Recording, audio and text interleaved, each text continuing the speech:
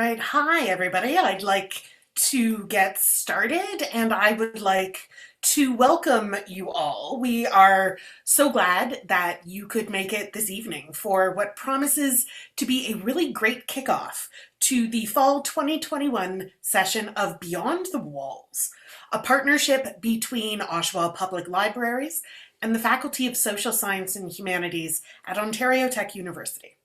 We're excited to be back with some fantastic updates on the research the social science and humanities community has been working on all summer. I would like to start our evening together with a land acknowledgement. We are thankful to be welcome on these lands in friendship. The lands we are situated on are covered by the Williams Treaties and are the traditional territory of the Mississaugas, a branch of the Greater Anishinaabe Nation, including Algonquin, Ojibwe, Odawa, and Potawatomi. These lands remain home to many Indigenous nations and peoples. We acknowledge this land out of respect for the Indigenous nations who've cared for Turtle Island, also called North America, from before the arrival of settler peoples until this day. Most importantly, we acknowledge that the history of these lands has been tainted by poor treatment and lack of friendship with the First Nations who call them home. This history is something we are all affected by because we are all treaty people in Canada. We all have a shared history to reflect on, and each of us is affected by this history in different ways. Our past defines our present, but if we move forward as friends and allies, then it does not have to define our future. Our practice in our Beyond the Walls events is to turn our attention to our guests for the duration of their presentation. We'd appreciate if everyone could please keep themselves on mute during this time. We then turn the remainder of our time over to questions and discussion, and you are welcome to unmute yourself to ask a question or to put your question into the chat. And now I'm delighted to introduce Dr. Delon Omrow, a postdoctoral fellow in the Faculty of Social Science and Humanities at Ontario Tech University. Dr. Omrow specializes in transnational environmental crime, human security, and biosecurity. He's joined this evening by Adam Rodriguez, a master's student in criminology who is researching both green and corporate crime. Please join me in welcoming them as we learn more about their research project.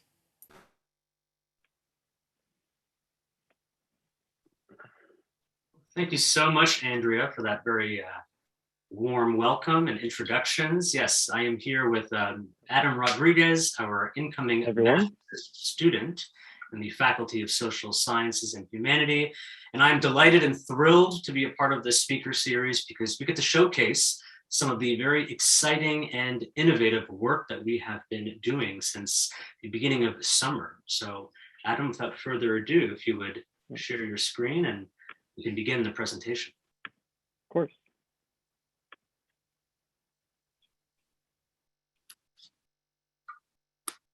Thank you.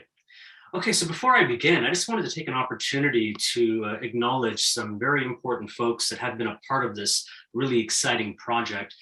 Peter Stode, of course, the Dean of the Faculty of Social Sciences and Humanities, has been instrumental in helping me carve out some time and space to create this database.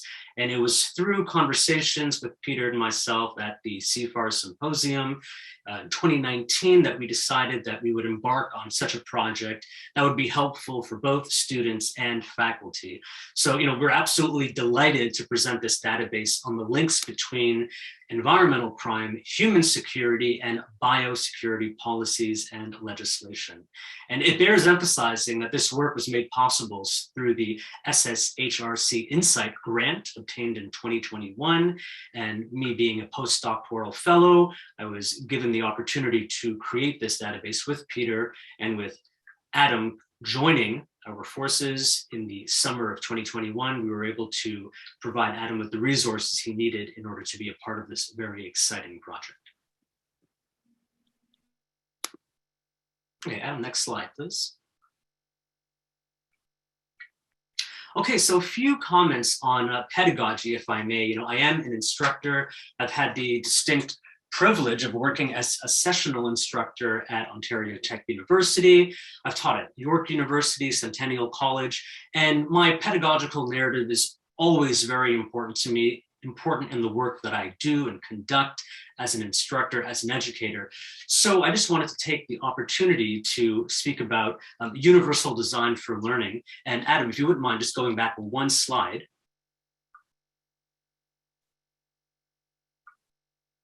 Perfect, thank you very much. Excellent.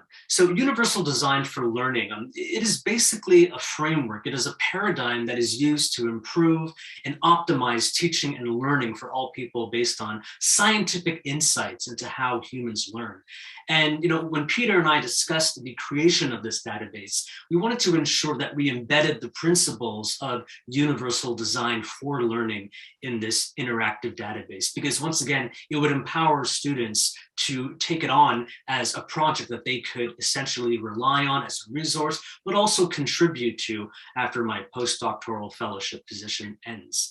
So universal design for learning was created by the Center for Applied Special Technology, affectionately referred to as CAST. And the idea is we want to create multiple means of representation for students, multiple means of engagement, and of course, multiple means of expression. So when we're talking about multiple means of engagement, we are looking for ways to motivate learners and sustain their interests. And when we're talking about representation, we're looking at ways that we can offer information in more than one format. And of course, action and expression refers to giving learners more than one way to interact with the materials and for them to show what they've learned and obtain certain learning objectives and learning outcomes. And of course, coming back to my pedagogical narrative, I've taught in the social sciences and humanities, and just by virtue of the work I've done with Ontario Tech University teaching in the legal studies department, I wanted to embed the principles of universal design for learning in this database for law students, for those interested in environmental crime and environmental crime legislation. Adam, next slide, please. So, what we're really talking about here is the power of data. As you know, we are living in a data-driven age, a data-driven society.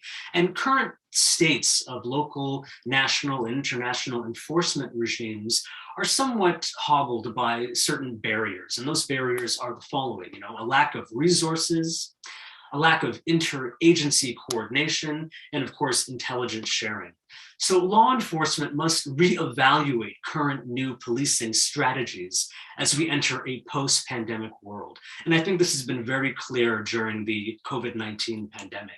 With our objectives and our priorities being focused elsewhere, we've seen an uptick in the illegal trade of wildlife. We've seen the emergence of the dark web, the dark net, and clandestine portals and channels being used to engage in the illegal wildlife trade. So data is extremely important. As a matter of fact, Peter and I have been speaking about cyber poaching and how important that is. And when you look at the literature on cyber poaching, once again, we have discrepancies and weaknesses with regards to shared resources, interagency coordination among nations, and of course, intelligence sharing.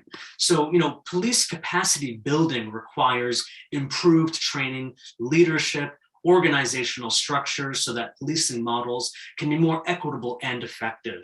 And it is our hope that through the use of a database like this, the RCMP, CSIS, Interpol may use this database for intelligence sharing purposes. Adam, can we go to the next slide? So once again, when we're talking about the power of data, we really want to engage in a paradigmatic shift. This pyramidal organizational structure needs to be replaced with a more networked approach to policing. And in fact, we are hosting a conference in November on the intersections between environmental crime and forced labor. And that's really the crux of that particular conference, is this paradigmatic shift from pyramidal organizational structures to more networked approaches to policing. And officers need to be at the center of these networks with connections to other officers and other resources for support.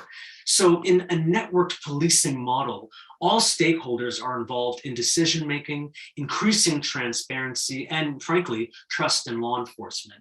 And you'll find that the use of a database like this really strengthens this approach to networking, because what it does is it allows investigators, external practitioners, scholars, and even students to understand the intersections of effective law enforcement. So we're talking here about the digitalization of governance, okay? And law enforcement agencies increasingly demand sophisticated information technology capacities and capabilities to support their operations. This should come to us as no surprise. These capabilities really depend on things like records management systems, computer-aided dispatch systems, and there is also an increasing demand to share information among nations. And once again, the creation of this database really provides global data on criminals in order to carry out successful international investigations.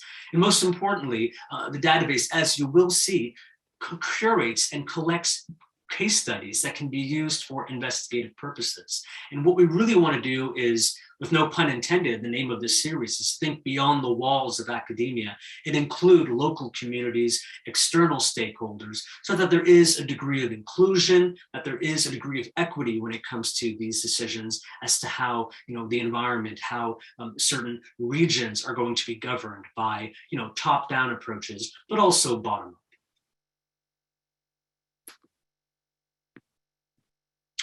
Adam, if you will. So what are we talking about in terms of pre-existing databases? Well, the first one that comes to mind, obviously, is Interpol, right? Currently, Interpol has approximately 19 databases, 114 million police records, 9 million searches per day, and 0.5 seconds in terms of response time. So Interpol manages an entire range of databases containing information related to criminals and crimes. The databases contain millions of records with information on individuals such as names, fingerprints, stolen property such as passports, vehicles, etc. Now, national police can search the database in real time as a part of their investigations, and this can be done via the Interpol National Central Bureau or directly at the front line by specialized crime units or border officials. So, Interpol's database is accessed, 24/7 on a secure global police communication system. And this is the technical network that links law enforcement in all member countries and enables authorized users to share sensitive and urgent police information with their counterparts around the globe. So when Peter and I sat down and spoke about, what objectives we wanted to achieve with regards to creating a centralized database for Ontario Tech University, we really adapted some of the principles from Interpol, and we really tried to emulate some of the accessibility and user-friendly approaches and features on that database. So, while we do have databases like those curated by Interpol, not a lot has been done on discovering detailed, incredible information on international environmental crime. That being said, there is the Global Environmental Crime Tracker. They collect and analyze data on the illegal trade in wildlife, timber and dangerous global warming, refrigerant gases, you name it. The staff collects seizures, arrests, prosecution records, building a picture of the current scale of environmental crime and abuse. And they also track really interesting global trends through dashboards and maps that illustrate the smuggling and trafficking for certain hotspots, as well as the transportation routes that we chart that can be used to link criminal networks and key individuals involved.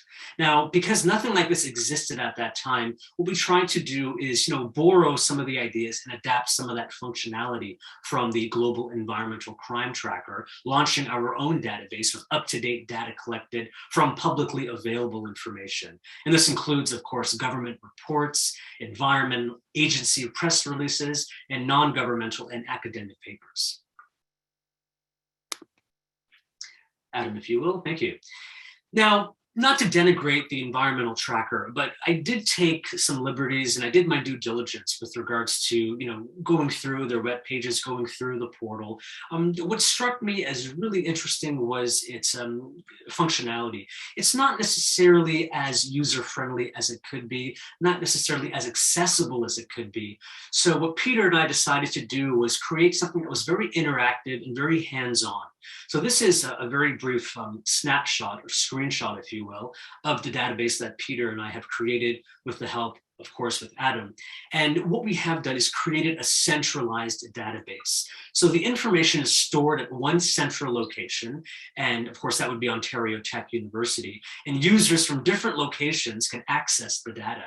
So we're talking about external stakeholders, other faculty and students. Looking in the chat room here, I do see Phil, a very familiar and friendly face. So, this is an example of how central the database can be. So this type of database contains application procedures that help users to access data from very remote locations. And of course, I contain and I house all of the backend information. So it is the hope that this is an evolving database that will be contributed to by folks outside of Ontario Tech University. And this will provide us with, very incredible opportunities for transdisciplinary opportunities, but of course, cross-sector partnerships with folks from outside of the university setting as well.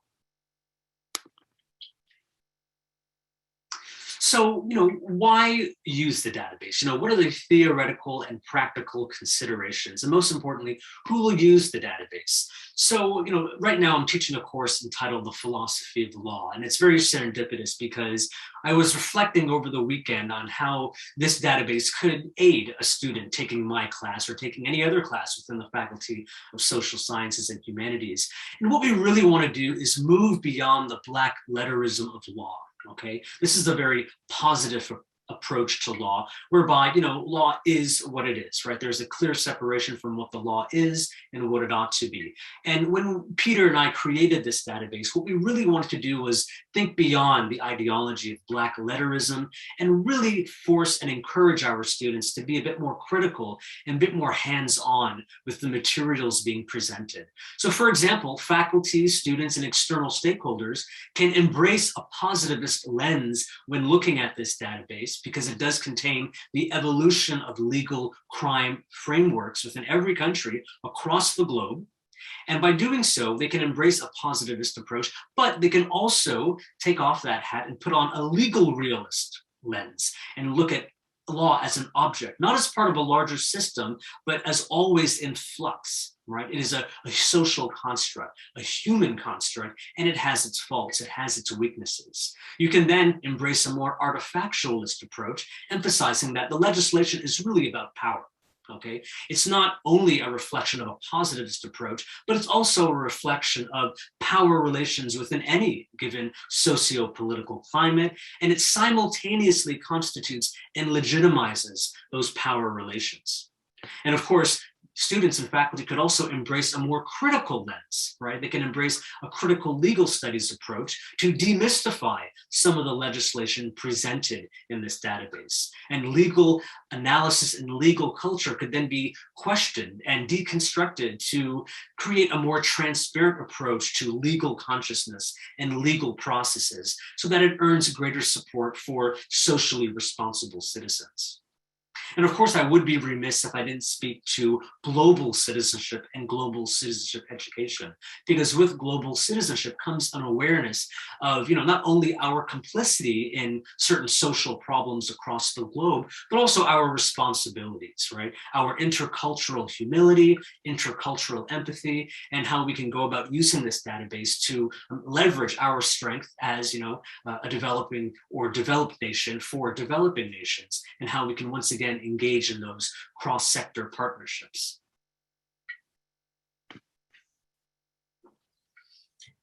So what we do have now is a Q&A section, but what I would like to do is hand it over to my most esteemed colleague, Adam, and he'll give you a brief run-through of how the database works, the layout, the functionality, just to whet your appetites, as it were, and give you vague ideas to how it can be used for future endeavors.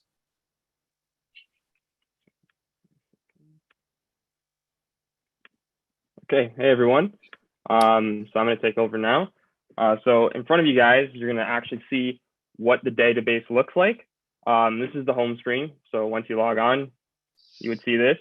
And if you scroll a little further down, we're going to hit you with our interesting facts section, a little bit about who we are, our motivations for creating the database, what we intend it to be used for. But what I want to get to is this section right here. This is kind of like the meat and potatoes of the database, sort of its intended use per se. This is what allows you to access any country's sort of legal history and legal framework that we've collected and uploaded to the database. And for the purposes of this presentation, we're going to start with Canada.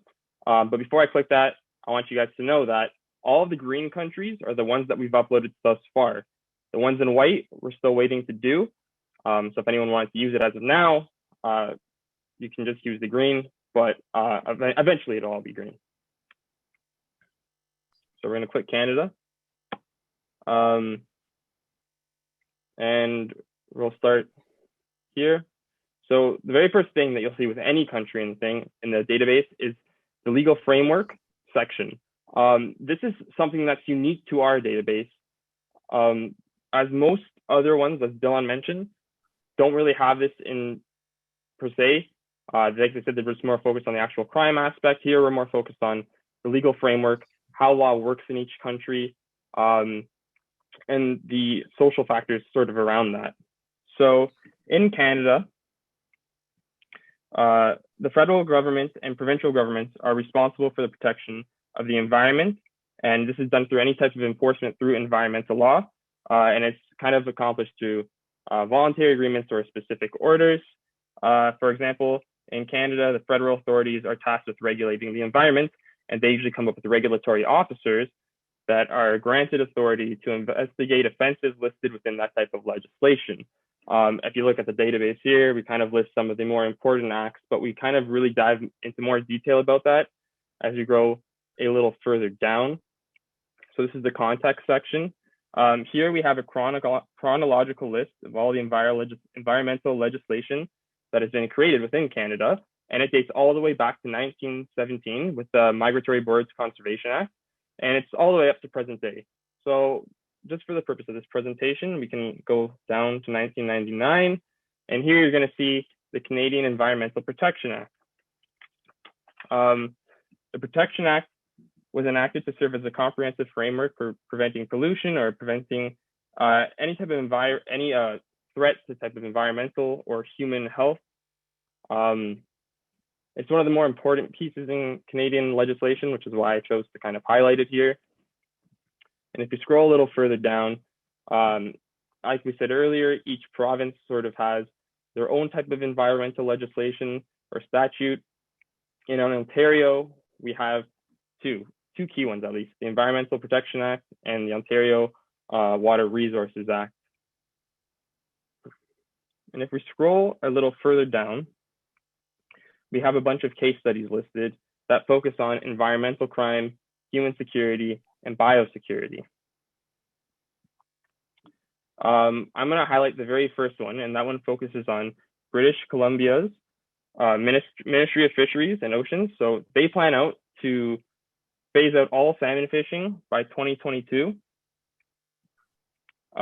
This kind of happened because a lot of the local indigenous nations expressed concerns regarding the depletion of wild salmon in the area, and it was just average lowering of salmon stocks in general.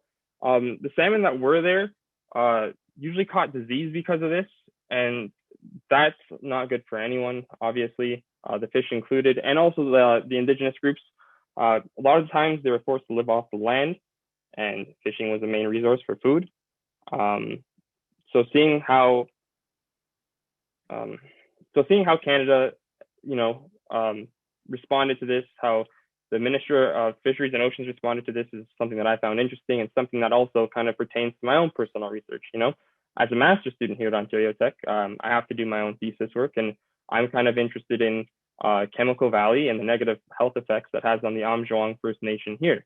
So to someone like me, having access to a database like this, where I get streamlined information, access to all the laws pertaining to these types of crimes is important. It sets me up with a basic foundation. But like I said, it's just a basic foundation, and it's very streamlined and easy to use. However, if I want to go out and get more information and access more information, I can just use the references and further reading section. And then here, it's pretty much a reference list of all the sources that we've contained for our database. So as a student, if you want to dive a little deeper and get more information, you have the option to do so here. And these usually contain academic articles, also just regular articles just pertaining to these types of crimes, more databases, and any type of government website legislation that pertains to these. And if you want to take it one step further, we do provide contacts for these countries. They usually work for the Ministry of the Environment and any of these types of countries. But just to give you another use, if we go back to the top, you can click whatever continent you like. We'll go with Africa here.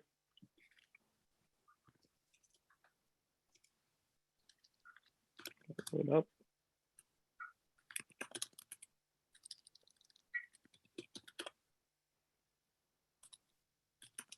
Again a little. Okay, there we go. There we go.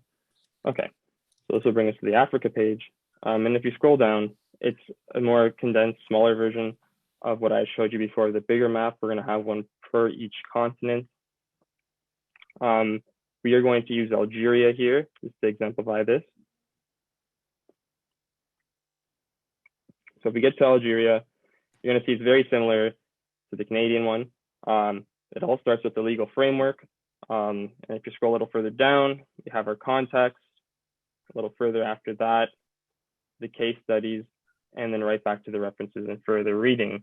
I'll just show you an example of one of them. So I chose Algeria because the first part of it takes you to another database, like we mentioned before. So this takes you to the Ecolex database. Here you can find any more articles that you would have needed to research the type of environmental law and crime within Algeria. And we also have some forms for environmental legislation. So this pretty much just takes you to a document created by Algeria's government, and they kind of run through major environmental legislation and a little bit of its history there. And at the bottom there, this is a bit more of a personal touch. For some countries, we have an actual member of the ministry. So we have Ms. Sieda Labdour's contact information. She's the Deputy Director of Climate Change. So if you're ever studying like myself and I wanted a personal type of one-on-one interview, I would have access to that type of contact information, which could also be critical for my research to get more of a hands-on feel and touch. This is also practical for students trying to take a more of a advocacy type of approach. If they feel as if there's an issue that's not being addressed, they can literally get into contact with any type of minister, any type of advisor on these types of governments to go out and sort of, address these issues. And so to kind of end things or wrap things up briefly, to speak to the overall theme of this presentation, the goal of this database really is to go beyond the walls of academia. We envision it to have a lot of practical everyday use, not just for students, but like Delon said, with stakeholders, government officials, police forces, but also just regular people, just to go out and get educated on these topics. We made it streamlined for a reason. So, it's easy to use. It's got the basic bare bones information, but it's still critically important. It's everything that you really need. And then if you need to go a little further, we do have that further reading section. But we made it this simple because in order to bring any type of change, whether it be through policing or just regular people being more educated, they need to understand and discuss these issues. This will allow them to make more informed decisions that regard environmental change. And I believe this database can help, sort of achieve these goals. Thank you. Thank you, Adam. And now we will open it up to the public. Any questions, comments? We'd love to get some feedback. Thank you both so much. This is a really fabulous project. I am so glad that Beyond the Balls is catching on as a catchphrase. This is fantastic. And I want to echo Antonella's kudos about how great this is as a sort of proof of concept project. I wanted to know if did you want to return to Jesse's question now that we've got a bit of time to get into it in more detail about some of, I'll read it for, does this then give space for the local principalities to be sued, or does this most bring sources to light? It's a good question, a very important one. And I think that the initial reaction I would have is to really engage in cooperation and cross-sector partnerships, right? So yes, it is to bring sources to light, but depending on stakeholder involvement, depending on this interesting intersection between academia and happenings beyond the walls of Ontario Tech University, it could lead to some kind of really functional or transformative change in terms of what can be achieved in that legal sector. And the idea is to really increase the ability to work collaboratively in diverse environments. So a database like this, its multi-purpose functionality is really limitless when you think about it. It invites so many external stakeholders along with faculty, students, and anyone in the fold of trying to get to the source of any kind of environmental crime, environmental injustice, so on and so forth. Yeah, Jen. Sorry, just unmuting. Okay, thanks so much for this presentation. It's so fascinating. I'm interested on your marketing strategy, and your it has an enormous amount of potential for collaboration, as you say, internationally. How do you market this type of database to multiple countries? Like what are your strategies as far as getting the word out there about this phenomenal tool? Yeah, luckily we have the benefit of the networks that we've already created. As I mentioned, even before this project came to fruition, I was working with Dean Peter Stowett on certain symposiums, the CFAR symposium, which we plan on having again. We have a conference coming up in November on the intersections between environmental crime and forced labor, human trafficking, et cetera. So we would really reach out to folks that are already a part of our network.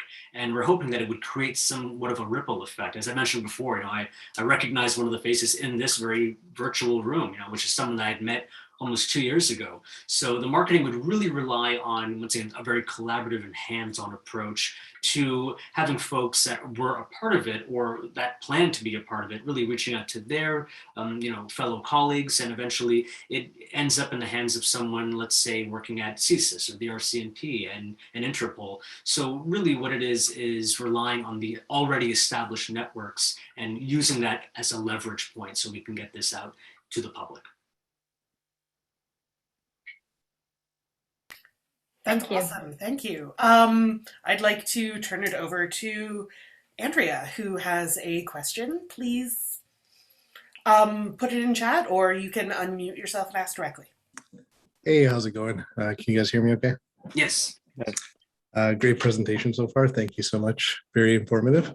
I was just wondering how or who keeps the database up to date? And I guess moreover, how does one decide what makes it into the database? Mm-hmm. And I'll just mute myself and take the question. Thank you. Yeah, thank you very much. It's a great question. And it's a very important one because as a postdoctoral fellow, this is my primary task. I was brought on to create and maintain this database. So to answer your first question, the timeline, we're hoping to have this wrapped up by May of next year, right? Every single country across the globe will be integrated, and a nice primer of their environmental legislation, the evolution of its environmental legislation with select case studies. And yes, I have thought about doing the same for, MEAs, multilateral environmental agreements. And that could kind of be an addendum to this particular database, because we really wanted to focus on what's happening on the national scale for every country. But while I was in the midst of creating it with Peter, we realized that, there are so many international conventions and treaties and environmental agreements that need to be a part of this database, and that's something that we could explore once the initial legislation for every country has been completed. And when it comes back to select case studies and who will be choosing, right now I'm doing the majority of that work, but in the spirit of a participatory research project, Peter and I have already spoken about offering this to graduate students, and this could be one of their tasks while completing their studies at Ontario Tech University. That's precisely what Adam plans on doing once my tenure as a postdoctoral fellow is up, with the hopes that I can still work at arm's length on the database and collaborate with any future graduate students. Yeah, sort of to add on to what Delon was saying, the unique thing about this database is how continuous it's going to be. Law changes and evolves over time, and our responses to environmental, sort of crises is going to change too. So this is the type of thing that's going to have to be continually updated, continually sort of changed, just to keep with the times. And we kind of want it to be that way, so that it's literally everything at the touch of your fingertips. Whatever you need is going to be there.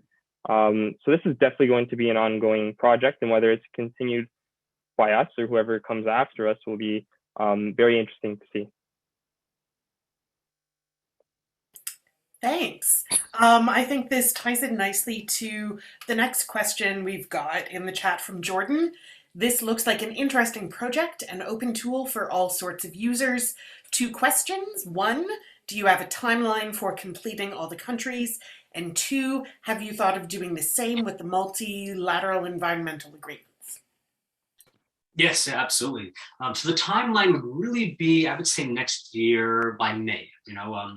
My fellowship ends around that time period. So I made a promise to Peter that it would be completed by the time my position is up. So yes, next year, May. And yes, absolutely. As I mentioned before, Peter and I have already spoken about expanding this, and whether that's me taking it on or future graduate students. No legislation happens in a silo. The majority of EU countries rely and depend on EU legislation, right? So you're absolutely right. There's that international law dimension that needs to be unpacked, and that would be through the integration of MEAs, international conventions, treaties, so on and so forth. But really the hope is to create a sense of intercultural intelligence, going back to this more global citizenship approach, and most importantly, a legal pluralist approach.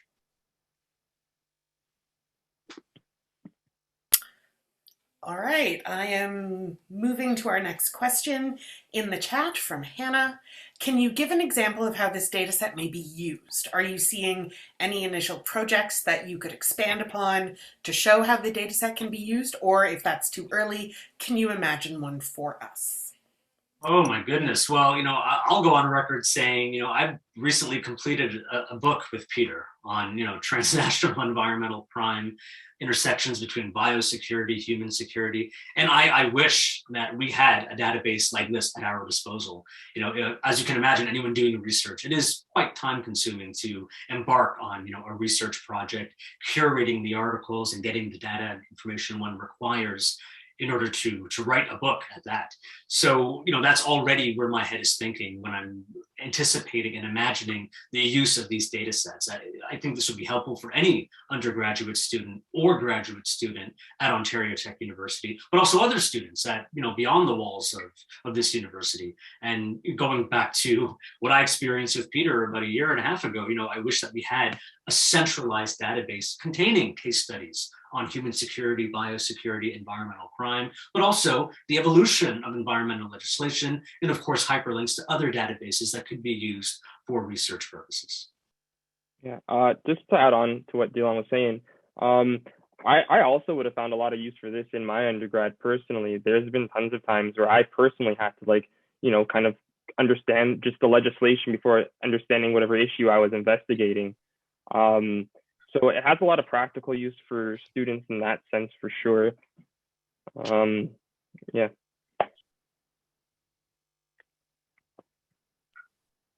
And there you go. The database was made exclusively for Adam. It was made with you in mind, Adam. So thank you. Yeah. Yeah, it was. And then even for us, I know Delon had mentioned to me earlier, trying to find some of this information in general was extremely difficult, especially for some of the lesser developed nations. Trying to find sort of, the crux of all this legal information was a lot harder for certain nations. Like, I know a lot in Africa was quite difficult. So, for us doing all the hard work for you guys and kind of having it here streamlined right at your fingertips, kind of makes it easier for, the vast majority to access this type of information. Well said. Thank you. I see a raised hand from Joe and Diane. Hello, thanks very much, and very nice presentation. The question I have really goes to how, for lack of a better term, cumbersome this system might be. I've used large-scale databases like Lexis for legal research and so on and so forth, and I'm sure you know there is a lot of issues about narrowing down the proper subject, being able to put it in appropriate context and so on. And past the point with Lexis, and I suspect with yours, it might also almost become too much information to really put in appropriate context. One quick example, potential example that comes to my mind, for example, is in the United States, as you know, there's state laws, appellate federal laws, the Supreme Court. Something from the Third Circuit, for example, may not have any relevance to what anybody is looking at. And are you going to limit yourself to the Supreme Court in that U.S. Supreme Court, just in that particular example? But you see my point, I think, and I'm curious as to what your response would be on that. Oh, yes. I mean, the data, it would be very robust in a country like the United States. Even with, the Canadian context, we had a back and forth as to whether we would focus exclusively on certain provinces, a more federal outlook, constitutional considerations. And at the end, we decided to include every single province. Adam, it looks like our work is cut out for us. That might be the case with, when we get to the United States, that many states, and including all of the key points or key focal points. Of course, the other alternative is to, once we have really established the references and further reading section, we would then curate other databases and include those hyperlinks. So it's a more streamlined approach for folks that are trying to access information on a certain state, for example. Could I follow up with just one quick question? A lot of this eventually may involve malfeasance by corporations. And there would be laws, for example, that on their face pertain not to the environment, but to corporate malfeasance. Are you going to be putting those type of potentially relevant laws into this database, even though they don't directly involve the environment? I would definitely consider a case studies approach for examples like that. And that's a really important question, because what we want to do, going back to my initial comments, is move beyond that black letterism of law and really focus on, a more critical approach, whether it's artifactualism, whether it's a critical legal studies approach, or a legalist approach. So what I would recommend or suggest to Adam and Peter is that we really take that into consideration when we look at the many facets and intersections of environmental crime with corporate crime. And that certainly be, a case study or a hyperlink to another database which may contain that kind of data set. Yeah, just to add on to what Delon was saying, more often than not, those who commit environmental crimes are usually the corporation. So having that there as a case study for sure would have, I think, a lot of use to this database. And more often than not, these types of crimes are connected. So for sure, having something like that in our references and further reading would do a lot of justice towards the database. That's really great. Thank you. The next hand up is Jordan. Hi, good evening. Really interesting, Delon. Nice to see you again. Adam, nice to meet you. Maybe since we're speaking out right now, I'll share maybe a practitioner's point of view of where this can be useful. So I manage the Wildlife Enforcement Program for Environment Canada. I'm looking at this in two facets. One is that we have many of our laws, particularly dealing with trade, where you have a Canadian prohibition, which is triggered by a prohibition abroad. So, for example, if some animal or plant is poached or harvested illegally or transformed illegally in another jurisdiction, then it becomes illegal to import into Canada. And quite often, our enforcement officers will spend a lot of time trying to figure out if something is legal or illegal in another country, where this kind of information just isn't out there, which leads back to my question of previously in the chat about, well, how long is it going to take to get this all up? Because this is a real challenge that we see. Another one is the export of waste and waste material from Canada. Under the Canadian Environmental Protection Act, which you mentioned earlier, the only time that it's illegal to export waste from Canada is if there is a corresponding prohibition on the import in the destination country. And that's not always easy to do when you're dealing with papers that are flying across your desk and you got a customs broker trying to get a shipment into a sea can out to sea. Mm-hmm. The second area that is similar to academics is, of course, when you're looking at intelligence analysis, trade analysis, things like that. And to be able to have that first database that starts, that gives you a place to start looking for the summary information that you're looking for. So I can, just off the top of my head here, not having heard about this before this evening, think of a number of different places where this could be helpful for practitioners out there, above and beyond, or as you said, beyond the walls of the university. No, that's fabulous. Thank you for those comments. You know, one of the objectives was to create this sense of strategic communication with this database and encouraging cooperation to engage effectively with folks, you know, from different fields, right? External stakeholders, community members, students, faculty. And to answer your question, you know, we do hope to have this wrapped up by next year, May, hopefully. And, you know, we're moving along quite smoothly, moving along quite well. And it sounds like, you know, there is a need for a database like this. So I'm thrilled that it is of interest to those sitting in. And Sheldon, as you may or may not know, is one of the folks that, you know, Peter and I have a very close relationship with. He's been a part of the CFAR Symposium. He'll be a part of the conference in November. And it's exactly this kind of perspective that I really wanted to tap into with the creation of this database. And of course, it's theoretical, but also practical considerations. So I do thank you, Sheldon, for your comments. Coming on the heels of that is a nice sort of rejoinder. Hannah is asking, it seems this data set needs some staff. Can we see it being staffed somewhere? It would be a shame if the mantle was not picked up, given the big input it requires.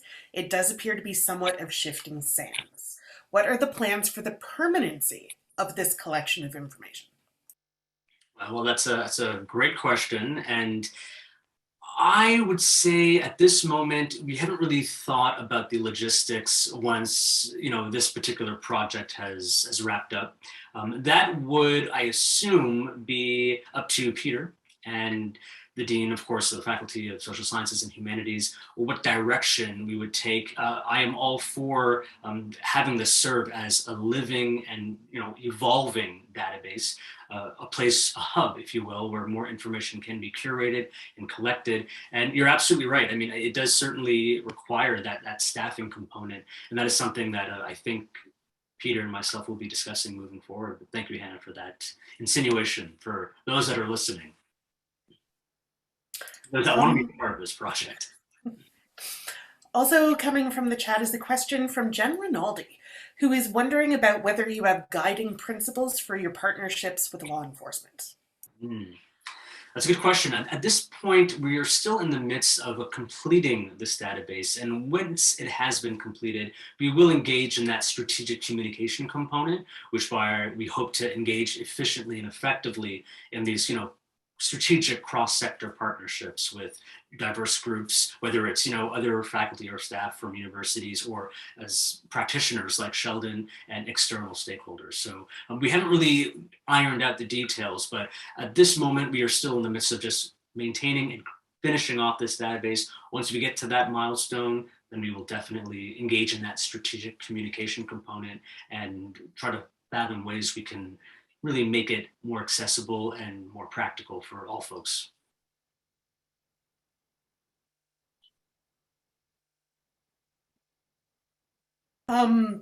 I know that he is part of our audience this evening, and so I'm sure he's got some input on a couple of these recent questions. Peter, if you wanted to add your additional few cents for some more context. Yeah, thanks, Andrea, and thanks so much for holding this event. Particularly pleased that we have some of our international partners here with us tonight. That's very nice to see. From as far away as Australia, which is great. So yeah, I think Jen's question was more about how do we decide whether or not working with law enforcement is a positive thing. I think it's a deeper question perhaps, and it is a good question. I mean, there are cases where the effort to stop environmental crime has been, in my view at least, constitutive of human rights abuses in themselves, right? So we have to be very careful about that. And I think, again, as Delon's saying, the emphasis on case studies is really helpful there. Can we look at case studies where it's clear that the fight against environmental crime has actually been the fight against certain outspoken members of communities or what have you? Something we covered in the book, I not as extensively as I would have liked to have, and I'd certainly like to get back to this, is this issue of the extrajudicial pursuit of environmental activists and how that can sometimes get dressed up as a fight against different forms of crime and so on. So these things are really important. Organized criminal groups that are actively pursuing and harming environmental activists as well, notoriously in Mexico, Brazil, and other countries, but it happens elsewhere too. And keeping this critical perspective in mind, when do we see that? Someone mentioned corporations earlier, absolutely. All that stuff, I think what we're doing right now is sort of building the blocks here, if you wish, on the rudimentary elements of environmental legislation, but the case study material, which will evolve over the next 5 years and so forth, that I think will have more to do with these really interesting case studies where often you see the abuse of state power, basically. Now, that's not to be said. That is not to say that law enforcement fighting environmental crime doesn't need all the help it can get, and strongly support that. Obviously, the overall objective here is to lower environmental crime and its intersection, of course, with the harm of human beings, and that's really where our main focus is on this human security element, right, which is so important. And I think that's what might make this database a bit more unique as it moves forward too and evolves, is this sort of focus on human security and the elements there. I know someone posted the access to the legal atlas. They posted the link to the legal atlas. Whoever did that, thank you. That is a well-known, really good platform. So, we're sort of obviously playing catch up to something that's sophisticated here. But the idea is that, we can get there, but we have to make this a bit more of a unique project by focusing in on the human security and biosecurity aspects. Yeah, so beyond that, I'm not sure if there are other questions I had to answer, but I wanted to thank Delon and Adam, of course, for all their hard work on this and moving forward, and moving us beyond the walls. There, I did it. I said to myself, if I don't at least say that once, Andrew, you'll be mad at me. So I worked it in. Thank you. Thanks, Peter. I'm sure you can answer Jennifer's question if this book is available through the university library. I hope so. I believe it should be. I'm not sure, actually. It's a good question. It should be, though. But it's maybe we can stick a link up there. Sorry, yes, it is. I got to put the link in. Sorry. It is, Karen. Okay, Karen's saying yes, it is. So yeah. Maybe we can get it through our procurement policy, Peter, and have it in the Oshawa Library. I think you should have one for sure in the Oshawa Library. It's got a beautiful picture of an orangutan, mother and child orangutan on the cover. So everyone loves the cover anyway. Thank you. Are there other questions for our guests this evening? We've had some interest in learning more about the conference that you were discussing that takes place in November. Could you say a few other words about that event? Absolutely. I can start, and Peter, if you want to join in after myself, by all means. Yes, it's going to be a fascinating conference on intersections between human trafficking, forced labor, and environmental crime. For example, Adam and I will be presenting on ecofeminism, and we will be looking at money marriages in select countries in Africa, looking at the theoretical compatibilities between money marriages and debt for nature swaps through an ecofeminist analysis. And you'll see examples, are tenfold, especially in a place like Africa where there's abject poverty. And a lot of this is driven by, global warming, climate change, and structural adjustment programs that have rendered families in a state, pushing them to the point of desperation, whereby they are literally selling their daughters in exchange for money. And the same principle, according to an ecofeminist lens, would say that's exactly what a debt for nature swap is. We are giving up portions of our land in exchange for funds for conservation, and that opens up a whole discourse regarding the neo-colonial dimensions of that. So that is one presentation, but we have many presentations occurring. I think Sheldon will be speaking about more of a practitioner's perspective on some of these issues. We have fishing vessels and forced migration and forced labor under those circumstances. So it's going to be a really fascinating and unique conference in that regard. And Peter, if you want to say a couple of words yourself, by all means. Yeah, just very quickly. So for the past 2 years, we missed it last year because of COVID, but so for the past 3 years, we have had a conference on human trafficking at Ontario Tech University. We do it every year. And this is James Brown, and I worked this out. James is a former Toronto police officer, heavily engaged in the fight against human trafficking, and he helps run a global NGO that works on this. So every year we put this together. James teaches a course with Ontario Tech on human trafficking, very popular course in our criminology program. And we've had different topics. So we had sex trafficking one year. We had the focus was mostly on labor the next year. This year, the focus will be mostly on environmental crime. So it really does come together with Delon's work and with James's work, and trying to bring these different groups together of not just law enforcement, but also civil society actors, right, that are opposing these. And it's particularly pernicious. People might know this, but the use of human trafficking within, for example, the illegal fishing industry, illegal forestry, and so on. There's a big crossover, and we try and get this in the book as well. Next year, we're going to focus on our human trafficking conference. Hopefully, we'll be in person, and it will focus on mental health issues related to human trafficking and survival. So I'll just put a plug out there already for next year, But thanks, Delon. I think you captured it very well in terms of where we're going with it. That's wonderful. Thank you. Speaking of putting plugs in for things, well, we have 1 minute left.